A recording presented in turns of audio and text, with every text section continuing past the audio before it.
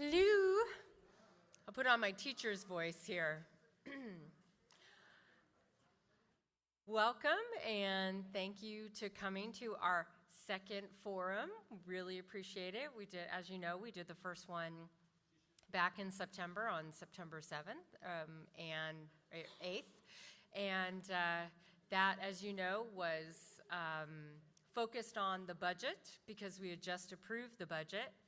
And it was great to see people in the room. It's great to have you here. It was also fun because some people actually did click on and watch it after the fact because I had a faculty member in response to something I said bring me 2 bags of Mounds candy bars as well as some Almond Joy. She was very concerned that there would be no Mounds or Almond Joy in my candy jar based on the comments that I made at the last meeting. So Professor Barbara Kissel out there, thank you very much. I think the coconut lovers of our college, Dr. Ramirez being one of them. She was, I think, very concerned. I think Dave Steinman might also have been one of those people concerned that there would be a dearth of chocolate-covered coconut. Fear not, your needs have been taken care of. So. Just gonna say, if you ever wonder if people watch these things after the fact, they do, and they bring you candy, so that's good.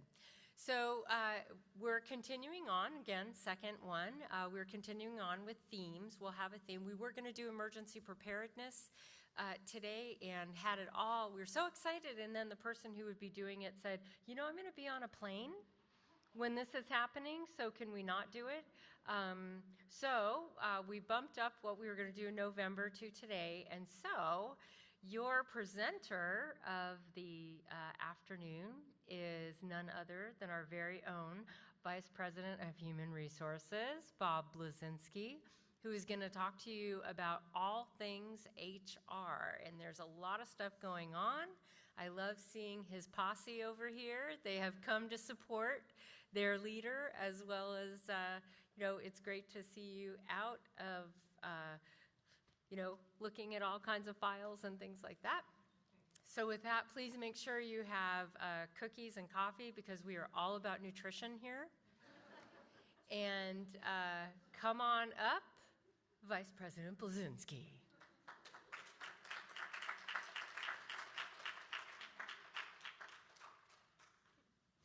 Good afternoon. I asked the president earlier today if there are things she didn't want me to talk about. So she gave me a long list. So I'm done with my presentation now. Any questions? So my name is Bob Blazinski, and I guess you have to deal with me today instead of emergency preparation. Hopefully I'll make it more entertaining as I can make HR. So HR is a fairly large organization here, and we handle obviously the people side of the business. And given the fact that we don't have widgets, we don't make widgets. For those of you who are older than 40 or 50, you know what that means. For those of you who are under that, widget is something that is indescribable, that is produced somehow, and then you go and you sell it. We don't do that here, and so human capital is our most important asset that we have. And so the Human Resources Department is largely responsible for facilitating our employees' welfare and a number of other things, and also assisting you in doing the same. So in reality, if you look at what we do, you all work in human resources. So I will sign your paychecks next week. No. But we all have a human resources component to what we do. We're all responsible for some of the items that I will talk about as I press this button here. As I press this button here again. There we go. So, in general, I'm going to talk about some major themes about what is human resources, what does it do in general. And while it only looks like there's 5 or 6 things on this screen, actually it encompasses a whole lot of work, okay? Benefits. So your benefit package here, we have 2 people that work in our benefits department that strictly do benefits. And your benefit program here at PCC is perhaps one of the most robust benefit programs probably in the state. And I would dare say, when you look at other companies that some of your spouses may work for, you will see that we're probably a lot better, given the fact that there's absolutely no cost to you, and we have what is called a Cadillac plans. We have two people that deal with that, and we also have made some changes since I have been here. I came here in 2018, October 22nd to be exact, a day I will remember. Dr. Veridian is the person who hired me, so I think he has good taste. But in any event, we came into an environment where we were having some skyrocketing prices as it related to benefits. We had a broker that was good for the time that we had him here. I brought in a different broker who had more leverage to work with some of our benefit folks, the benefits that you get, and we have been very good at maintaining our costs. I mean, we've seen 4% and 5% increases year over year as opposed to double digit, which some other industries have seen. So I think our benefits team has done a great job in facilitating the benefit process, and we've been able to keep our costs down, which means there is no cost passed on to our employees. So that has allowed us a lot of flexibility, and I think we're very proud to say that. Obviously, recruitment is a huge part of what human resources does. It is perhaps one of the most important things that we do, because we won't need benefits if we don't have people here. And recruitment is a very complex kind of process. And believe it or not, you're all involved in recruitment as well. So it's just not the responsibility of the HR department to go knock on doors and find people to work for us. It is actually all of ours as employees, as managers, as community members, to help find people that would be well suited to work at our institution to provide services to our students. And so that is all of our jobs, but primarily we are the focal point of coordinating that process for all of you, and no matter where you work. So that's a huge portion of our time, and we'll get a little more in depth with that. Another big piece of what we do is labor and employee relations. Okay, those are not one and the same. They are very different things. Labor relations, as you are all aware of, is about your contracts, your union representation, and the rules surrounding working conditions. So that's primarily what labor relations is. We negotiate contracts, we deal with grievances, we work with the union on disciplinary matters, we try to work solutions together to accomplish the goals of meeting how we can service students in the best ways. And we may have difference of thoughts at times, but it doesn't mean that our goals are not the same in serving our student population. So that goes for all of our unions that we have here. We have just to kind of go through the unions that we work with, is we have the CFT, which is mostly our clerical technical folks. We have our CSEA classified union, which is our maintenance and custodial workers. We have our faculty union that represents our full and part-time faculty. And we have our POA, which handles our police and dispatchers. So those are all the bargaining units. We also have other associations. We have our confidential association, which is a meet and confer group, and our management association or leadership association, which represents most of our management team. So, we have a lot of things going, a lot of conversations going. Things are constantly changing. You can imagine how things have changed. Well, you don't have to imagine. You've experienced how things have changed over the past 3 years and how quickly and agile both the unions and the district have had to be to meet the needs of what we needed to do and what we have been doing. Compensation, job development, this is, a big thing. Speaking of agility, and adaptability, we have created many positions across the campus in the past 3 or 4 years to meet the needs of our students and to support all of you in doing your jobs in many different ways. So that requires, and to keep up with the times of the day. So, we've had new jobs. Technology has required us to have new jobs. Leadership style has required us to develop new jobs. Student demand. More counselors with different sets of skills, more administrators with more faculty. We broadened our curriculum over the years. So with that requires some sort of, how do we pay these people? How much do we pay these people? How much is a job worth? That's all done. How are job descriptions defined? How do we compare to other organizations that have the same kind of personnel that we have? So that's all done at a compensation and classification area. And we have one person in the functional area that normally handles that. Training and development is an offshoot. We provide training opportunities and work with professional development, Jason Robinson's office, as well to provide resources for his office. And we actually do some other training across the campus that we offer. For example, the EEOC training that we have now shared that responsibility with Dr. Boland's area. But primarily it is a function of both of ours to put together for the community at large. And policy and procedure is my favorite area. Okay, and we'll talk a little bit about why that's not my favorite area. But I did find the masking conversation and the vaccine one when I found this picture of interest, because that was one of these policies that we've had to make on the fly. And we had to make it because we needed to be adaptable to our situation. And as all of you know, bureaucracies do not move very quickly, right?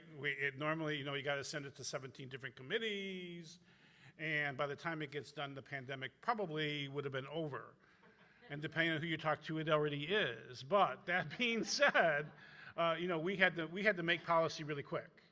And we had to do it that was a safety issue. So it's just part of what we do in the human resources area is also, look at policies, create policies, compare policies, making sure they're fair and equitable across areas, both to students and staff. So, one size does not always fit all, and we've really understood that over the last 3 years.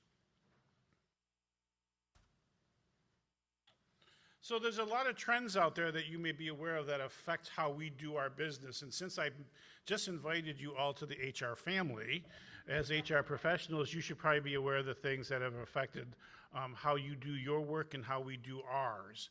And this was just recently taken from a gentleman by the name of David Ulrich, who is a renowned HR professional out of the great University of Michigan.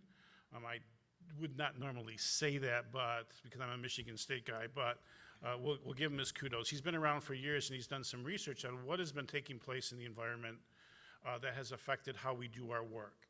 And I'm not going to go through all of them, but I'm going to let you know what we deal with in the HR area, and which also means this is what you all are experiencing out there in the field. So it's just not HR, but these are the things we have to address in our area. So we're talking about the Great Resignation. You've all seen that. 60 Minutes has been running things everywhere. You can YouTube it if you don't want to hear me explain it. But the fact of the matter is, it is true. We've had more resignations in this organization the last 2 years than we probably have had in the last 10. And I'm probably not exaggerating. People have just said, you know what, kind of done with this. I got to come back to work. I got to drive into the office. I don't get to see my kids anymore. Oh, by the way, my kids and my family might be more important than my job. Well, right? People are putting things into perspective.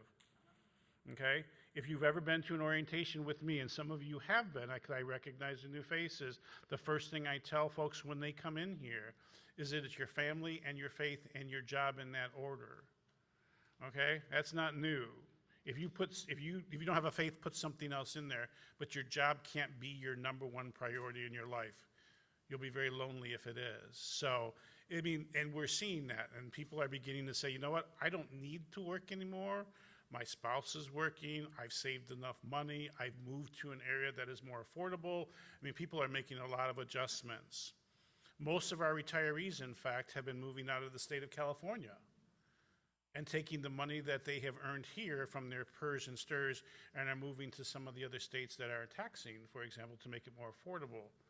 And they've been forced to think about that due to the fact that life has changed and they don't necessarily want to continue the way it used to be. And we need to adapt to that as well. Talent scarcity. I will tell you, as an HR professional, trying to find qualified people today that want to work in an environment such as we have has been very, very challenging. And when we do find people that want to, and I will tell you this has been happening more and more, and I think these folks over here will nod their head, is that when we offer a job, we've had more people decline than we've ever had. Like, I can't give away a $100,000 a year job. And I'm not exaggerating. Do I have to work every day? Well, you have to come in. That's just the way we're set up. Oh, well, you know what? You don't have a hybrid model? Not yet. The job pays $150,000? Yeah. Let me get back with you. And you know what they're doing? They're getting back with me because they have another job offer from somebody else. And they're comparing the two. And we're seeing that more and more. So it's been, for those of you who will be hiring folks, you will feel this challenge more and more because if you're qualified and you're good, you got a job. Chances are you got a job where you want to be. And if you don't want to be there, then you can go out and find something else, make more money. I'm not advocating that. I'm not advocating that, but I'm not inviting that. I'm just letting you know what's out there because we are dealing with that here, and it is a challenge.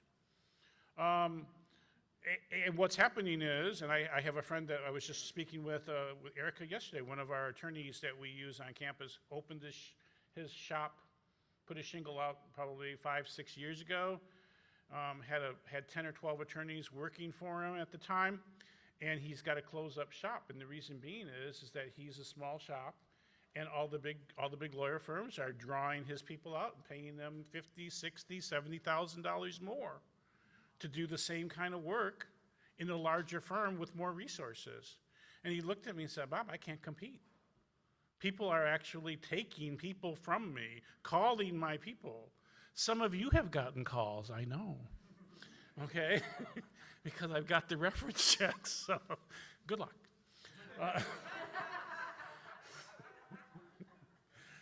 Finding leadership has been a challenge, particularly in the state of California, particularly in California community colleges, because what we need from leaders today is much different than what we needed from leadership 5 years ago. So we're not looking for the same skill set of leaders today that we were 5 years ago. It has changed. And it's hard to find leadership out there that has changed with the time so quickly, because all of us who went to business school have to forget everything we were taught. And we've had to relearn it in a matter of 3 years. So it's been quite a challenge. Retention is always an issue. Technology and human judgment, interaction, talent management. So right now, we do our recruiting process is with the use of technology. And how has that affected how we hire people? And we'll talk more about that as we go on. And the other piece is that as we hire folks from this Gen Z area, I'm going to pick on the Gen Z folks. I can't pick on millennials anymore. Your time is done. we have moved on. So millennials, I can't pick on you anymore. But the Gen Z folks aren't too far off the mark as it relates to affinity to their workplace. More and more folks are staying in workplaces for what, 4 years? 3 years? A year and a half? And they're going to something bigger and better because of the war on the talent. And if you're working, and the expectation of Gen Zers is, I just graduated with my bachelor's degree. Of course I should be earning $80,000 a year. And why aren't I? And guess what? They are earning $80,000 a year, which is kind of scary from an old guy like me. It took me years to get to $80,000 and many degrees. And these folks are making $80,000 a year first year out, and they're not really technical tasks. So that's what we're all dealing with. So when you think about how hard it is to find people, to attract people, and to retain people, once again, that's a large part of what human resources does. So we'll talk about a little bit about HR then and now. We'll talk about HR technology, and we'll talk about some of the process improvements that we've made here at PCC. So I took you from the real general, and now we're going to bring it down a little bit. So the HR department before I got here was pretty much a bureaucratic, and to some degree still a little bureaucratic, but hopefully less, and it was very functionally based. So we had certain people in the HR department that did one thing. You were the compensation person, you were the benefits person, you were the labor relations person, you were the training and development person, you were just doing employee relations and you did nothing else. You're the leave person. So there was one job for everybody. And what that meant is if one person was out sick, try to get your compensation review done, or those of you who tried to get your job description through, you know, it was kind of difficult. If that person went out, they weren't here, and so you just have to wait. And that is somewhat problematic. We, of course, was the no department. Everybody hates HR. I know you all do. You can say it. You don't ever want to come into my office, right? I know, because, you know, we're the rule department. And to some degree, I can't take that away from the department. It is what it is. But there's ways to tone that down, and we're going to talk about how we've tried to do that under my leadership. And I normally don't say that or take credit for it, but I'm going to take credit for some of this stuff. We are, of course, the rule enforcers, one size fits all. It doesn't matter who you are, doesn't matter what your situation is. Here's the rule, and we're just going to apply it this way, and I really don't care about your situation. That's kind of how it was, right? And we've taken a different approach to that. Once again, you avoid it all at all costs. So what we have been doing and what we are working with, and we'll talk about how that has happened, is we've really been training our staff, and this is an effort across the board in our department to be more customer and service focused, to be more listeners, and not necessarily run to page 65 of the education code and say, this is why you can't, okay? We've been training our people to say, this is, okay, maybe page 65 says you can't do it here, but you know what, on 62, here's an out, okay? So we're training our staff at all levels to be able to look and do some critical thinking, as opposed to looking up a citation and saying, all right, here we go, we're done. Okay, so we've been working really hard. The training of generalists. So we've done an extensive amount of training for all of my staff to have exposure to all the areas I just mentioned to you. So our staff isn't just one-dimensional, they're multi-dimensional as far as their skill set and as far as their ability to know a little about a lot of topics, as opposed to just be an expert in one. Now, we still have the expertise behind the scene, and we'll talk about the HR business partner model in just a moment.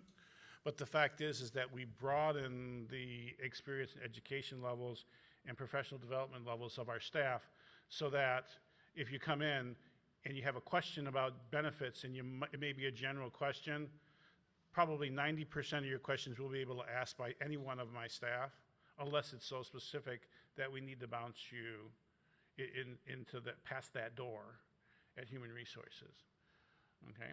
We're looking to be more solution-based and problem finding. So like I just said, we've been training our staff to look at okay, I've identified the problem. Now, what are the solutions to that problem? And there's more than one. There's always more than one solution to a problem, but it's that creative thinking process, that collaboration. Some of you have been working with my staff directly, have noticed that, and you've commented to me on that, and I think so that is working. We use the word HR business partner. We'll talk a little bit more about that, because that's my third bullet point, but we're looking at HR as being a partnership with all of you, and I use that word specifically, okay? We are partnering to help you get what you need. That's at any level of the organization. It's just not for managers and deans. It is for the employees who have needs, wants, and desires. And how can we help you get those? And do we know the resources and what's available to you? Once again, it's all about training and exposure of my staff. Once again, we're spending significant resources in doing that, so that you can get in, get out, and be more educated about what's available to you and your options than maybe before, where you had to wait to speak to somebody who only had one train of thought. I improved, what's that word? Contracts. That's a big one here at this institution. For those of you who've been around, you've noticed that our labor contracts historically have been a mess. And if you haven't noticed it, then you haven't read your contract, okay? And that's nobody's fault except time. And because of the way contracts develop over time, they're just recopied, repasted. Things are put in, things are not taken out. So one of the things that we have specifically done is we have hired a firm, and they do work with us in the labor negotiations area, and we've been able to standardize our contracts so that they are in compliance, that we've taken out old language, and that we've just not been perpetuating old language that just keeps following. So we have really professionalized our contracts. And so back in the day, you would have a contract from 1957, and then you'd have all the associated, what we call tentative agreements that were signed off on that really should have been a part of the contract, should have been rewritten. But instead, you'd have to read the contract from 1957, and then you'd have to find the tentative agreements, and there might have been many since then. So now we've put them all in one contract, and it's easier to read. Our HR technology has changed over the past year. Past 2 years, has it been 2 or 3? 3? Oh, that time flies. 3 years. So we used to use an ATS, is called an applicant tracking system.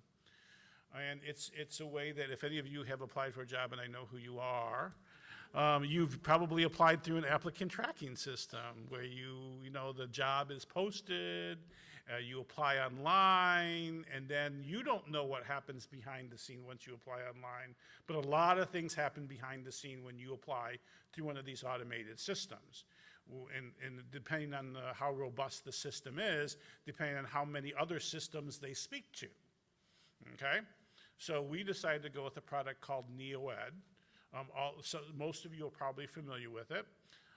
And it is a process that we use for applicants to apply, for management to let us know they need somebody to work, do the requisition. And then in addition, we also have all of our forms from the HR perspective. Our onboarding process is now done via using technology. With the exception, we still do, and I'm glad that we still do, an on-site orientation program. So we still have the on-site orientation where we actually get to see you and get to talk to you, and you get to actually ask questions. But most of the onboarding for all the paperwork and all the forms, and all of you remember how many forms there are, okay, are all done online now. So we're not sending big packets of papers. You don't have to worry about losing them. It sends reminders out. And we also have some other processes that we run through using this HR technology. For example, your performance review process, which you all love, is going to be online. And the reason why it will be online is that way they will be done consistently. We will constantly bug your managers because it will send automatic emails out saying, you haven't done this. You haven't done this. You got 2 more days to do this. We're going to tell Blazinski. So, that has allowed us to remain, consistent, and that's going to roll out sometime this year. Personnel files. So you all may not know, but there's a file room behind that door that we don't let you in, of all your personnel files, and there's hundreds and thousands of them. And they're all paper-based. So right now with the NeoEd, we will be keeping electronic. So if you need a document or you want to look at something, you don't have to come in. We can send it to you.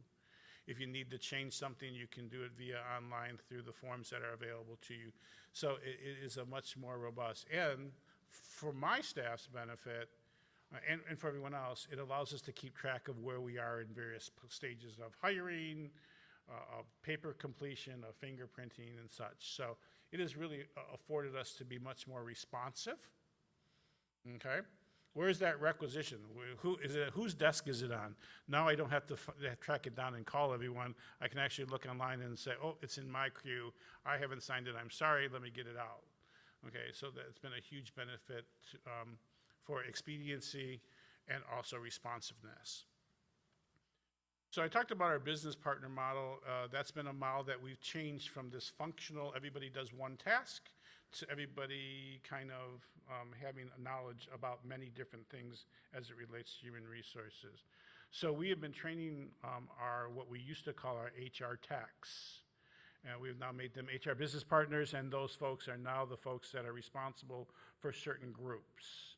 So we've assigned all of our HR business partners certain departments that they work with all the time. And that is the person that we want you all to get to know so that you develop a relationship. It's a relationship-focused process. It's a relationship-focused model so that if you have an HR question, you talk to Christina, and Christina is going to be the person you always talk to. And she's going to be the person that gives you the answer. And if she doesn't know the answer, she's going to go behind that door and talk to one of those people and get the answer for you. But that is going to be the conduit, or that person, your HR person, will be your conduit. So, when you're hiring people, if you got HR questions, if there's a disciplinary matter, whatever it is, you have consistency in the application from the same person all the time. Those of you remember calling HR and somebody picks up the phone and you get an answer, and then you call 3 days later to follow up and you get a different person and you get a different answer, and then I get the call and they want to know what the real answer is. So this way you're only calling one person, and hopefully you get the right answer, and if you don't, we'll talk. But that's part of it. So our HR business partners are handling your basic questions about retirement, about performance management, about employee relations, labor relations. That's what their role is now. And they're kind of like a business partner to the management team and to the employees out there. So other than that, I don't really need to follow through on a whole lot of other boring stuff because I see some of you are sleeping, and that's very unusual for me. But I'm watching it happen. So I guess audience participation. Anybody have any questions about what's going on? I'm sure there's a couple of them out there. Hey everyone, I'm Luis Lopez. I work at the Music Lab here at PCC. I also teach the commercial music programs here. But I just want to give a little bit of perspective from some of the effects of the hiring process that's happened in the Music Lab for us. First, I want to say, very appreciative of HR. It's more of a love-hate relationship of HR. I love all the people that work in HR. Stephanie Klein, who we work with a lot, is super responsive. Laura Cortez. But what I wanted to mention is when we first came back after the pandemic, there was a lag in the hiring process, and we kind of understood that. We're changing things around. Lots of, as you say, people leaving HR, short-staffed. And so we thought, okay, we got to do this right. Let's do everything that we can to ensure that we get our students hired, our work-study students hired on time. So we talked with Lorena. We in financial aid. We went to our meeting for work study over the summer, taking time out of our day. And we scheduled our student workers before the semester started. We had our whole weeks of students ready to go, and we're communicating with them. It's been week 6 at the moment right now, and we have 4 out of the 14 students hired, and which has resulted in a lot of the front desk being manned by myself, but also our chairman, Zach Matthews, who's actually filling in for me at the front desk as we speak so I can attend this meeting. So my question is, how can we advocate for a smoother rollout for our work-study students through the hiring process? How can we, you mentioned, how can we improve some of the systems that may be either new and merge with the out-of-date ones? Because we have students that have families and children, and they're trying to organize times with daycare, and frankly just want to be able to receive their award that they were granted. So that's all I have to say. But thank you. So that's a multifaceted question. So I agree with you. We are trying to streamline the work study program as it relates to the HR and who plays which role when. And we have not yet come to an agreement on who owns what portion of this. I think we're currently trying to get it through HR. So I hear what you're saying.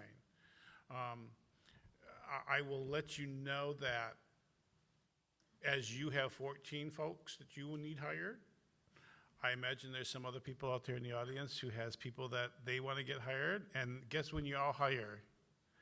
Okay, you all kind of hire at the same time. So it's not uncommon for us to get 100, 200 people students, let's just talk about students, to get to fill out paperwork, come into the office, do their fingerprinting, and do all the things we need them to do.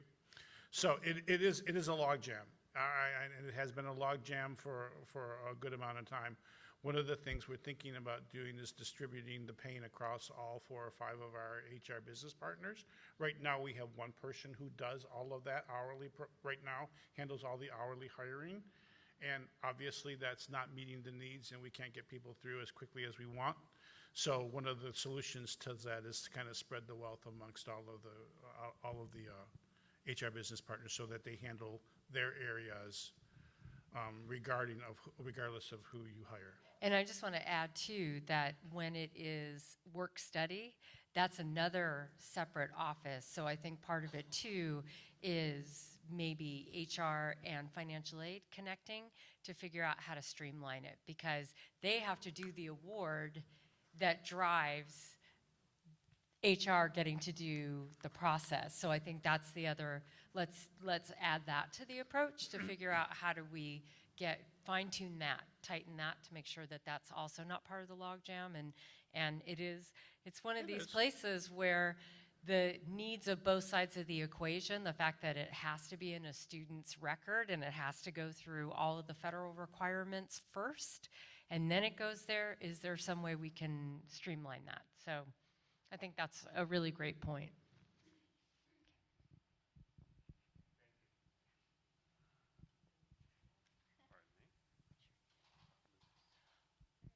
So I'm Andrea, I work in CalWORKs, and we employ work-study students too, but from our own grant, from the Chancellor's office, and we're having the similar situation. So we are not with financial work-study.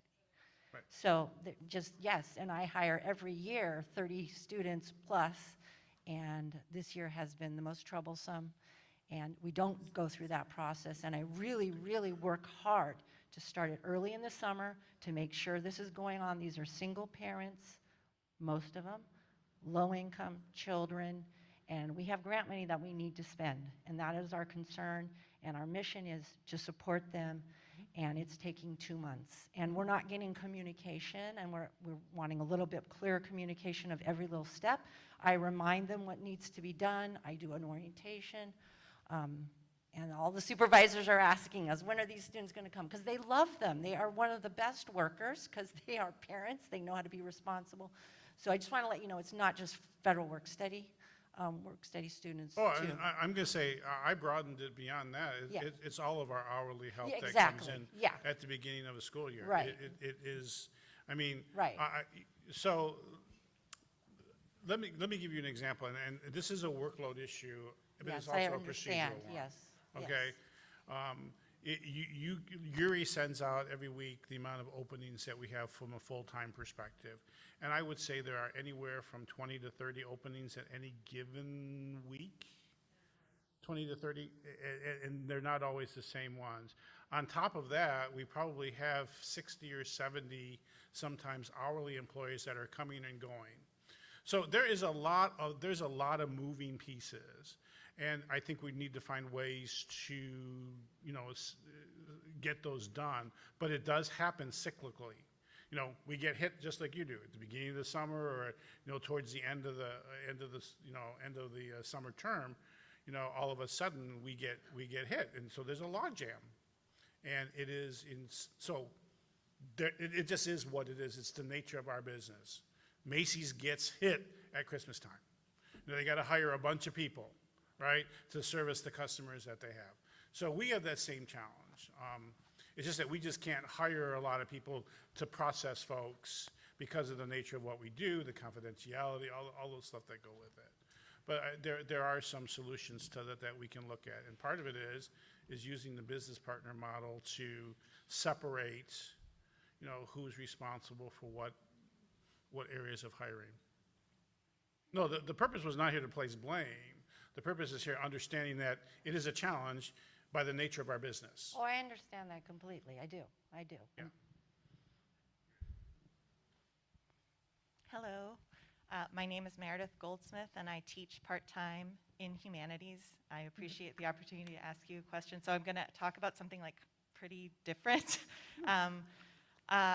It is common knowledge among part-time faculty in the social sciences division, and anecdotally, the people that I've talked to who are in English, that part-timers have a near impossible chance of being hired full-time faculty.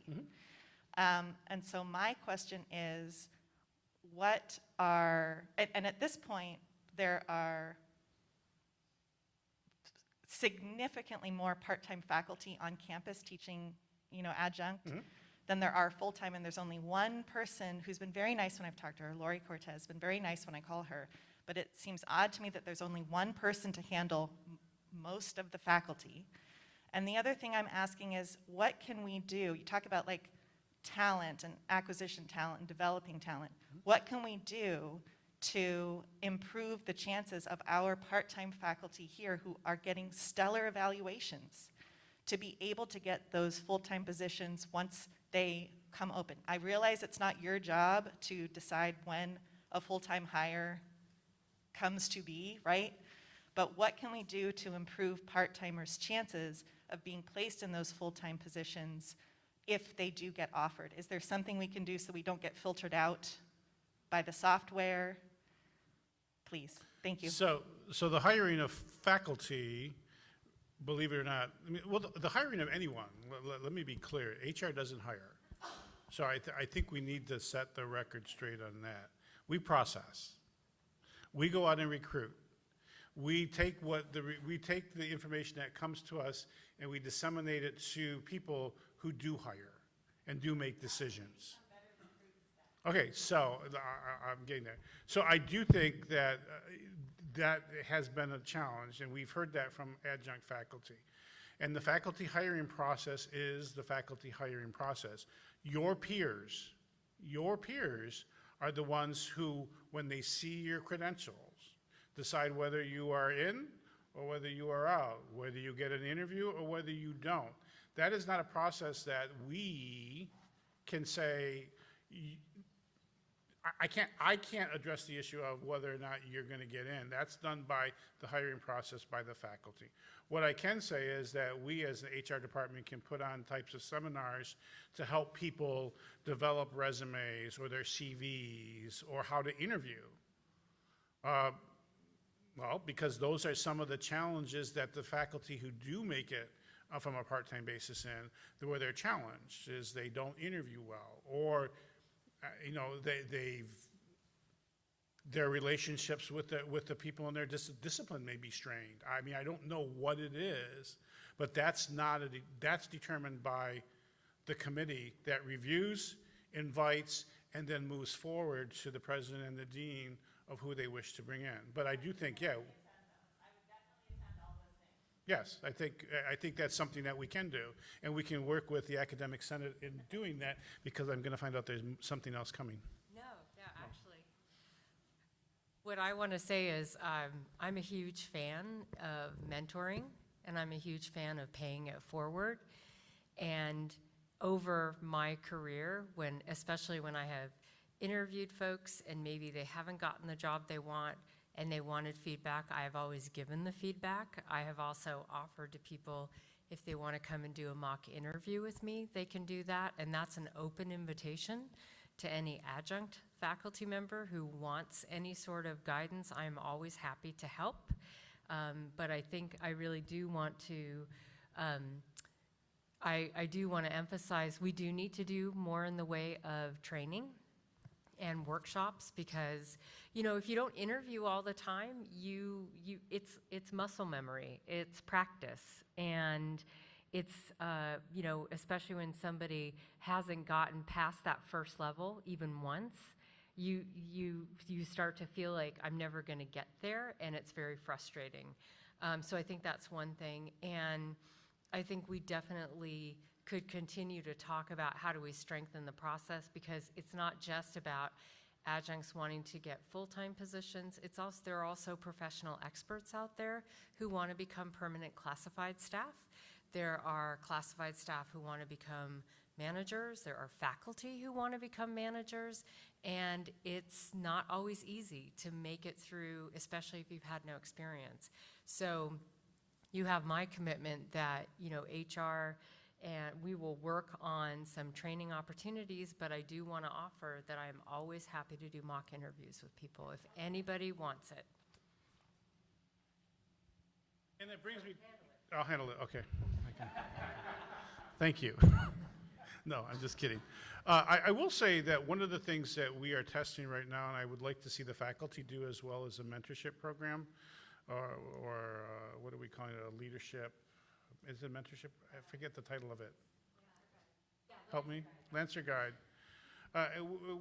We did it because I didn't have to negotiate it, because we can run the management team through this. But what we have done, and I think the faculty would be well served to try to think of some way of doing this very same thing, is to, when a new person is hired into the organization, we actually assign them somebody to help them figure out and navigate all the things that aren't formal, some things that are, and all the things that aren't. All those dumb questions that you may have, that you don't want to ask your boss, right? You don't want to ask, you want to ask somebody else. And develop those relationships with somebody, in this instance for faculty, in the discipline. And this would be over and above the new faculty. Yes, over and above the new faculty, yes.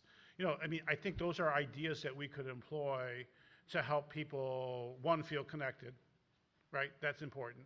And then two, get the lowdown on how the department really runs, right? Those are very important things, especially when you're interviewing. And you know, and how using the shared experiences of others, how did I get where I got? And those storytellings is very important. So we're doing that with the management team now, and we're assessing how well that program is working. And we plan on rolling it out for our classified personnel, and would love to see the faculty take advantage of that same type of philosophy in various areas to help their faculty, their junior faculty and their adjuncts. Because, you know, you're right, adjuncts are the backbone of a lot of our instruction, and there's no doubt about that. Yes? Yep. For the people watching online. Oh, I see. Okay. You did mention a hybrid work model. Mm-hmm. Is that something in the future for PCC, hybrid remote Someone work? planted that question, didn't they? I've been thinking about it Okay. for months, Okay. and this was the opportunity So, to ask. actually, we are. We've developed a policy. We have run it through the executive team already once. They had some very strong opinions, and we're reevaluating it again. And I plan on negotiating two things. Plan on negotiating a hybrid work at home. How can we do it? Who can we do it? How does it seem fair? Sometimes it might not be fair. So we're trying to figure out all those pieces and to negotiate that with. So that is we just did it this last week, actually. We had the conversation again for the second time. So yes, we are talking about a hybrid working environment. We are also talking, believe it or not, about doing the 4-10 work week during the summer months. So that is also another conversation that we're having, trying to work out the kinks, because there's some history here. And we're trying to assess that history and make sure that we can address those issues as well. But those are two things that are in the hopper. And hopefully we'll be able to get through shared governance in the next, well, it's shared governance and it's also working conditions, which means I'm going to have to talk and try to sell to the various groups. So yes, we are there and looking at that.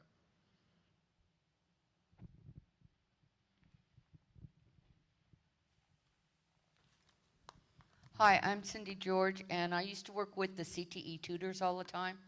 What our person who was the coordinator over there used to do is, around March or April, she would start asking the instructors who they wanted to hire for the next year. They would turn in the paperwork before they left for the summer so that the person was hired and ready to go in September. I don't know if that still works because you can put the start date down. Yeah, we can. And that way it's, the hang up I've always been told is the background checks. And PCC has nothing to do with that. They send the information in and they wait for it back. So, but that was our way of handling having students ready to tutor at the beginning when the classes started. And if you guys can think about doing that, it might help you have somebody in place when the classes start. Thank you. Like I said, it is a timing issue. It is a timing issue. It's nobody's fault. But what it is when you start people before they go through the process. So that becomes a problem. So let's not do that. So just anything else? Hello, I'm Helena Jarso from CalWORKs Counseling. My question is, if we have some feedback that we would like to give, because we, as Andrea mentioned, are always hiring work-study students, and she's very meticulous about the process and about doing things appropriately, timely, and keeping up communication with the students, but sometimes we run into these glitches along the way, and having done it for so many years, we're like, oh, it would be easier if, and it may not be possible or it may be possible. So my point is, if we have feedback about how the experiences are going, who do we give that to? Well, I want to address two things. Address it to your HR business partner that is in that area. I don't know who that person is. And then they can speak with Brian or to solve the problem. But what I want to say is that one thing we learned through COVID is that anything is possible. Okay? Anything is possible. So, you know, where we used to say we can't do that or the systems won't allow us or anything else, that rhetoric has changed. So the old way isn't the way. And so if there's new ways you have to help or ideas you have, then let your business partner know. And if you don't know who that is, you can find it on the website. It is business partners and their departments are listed under the staff area in HR. But I would say that would help us with our process. That's primarily falls under Brian as far as process goes.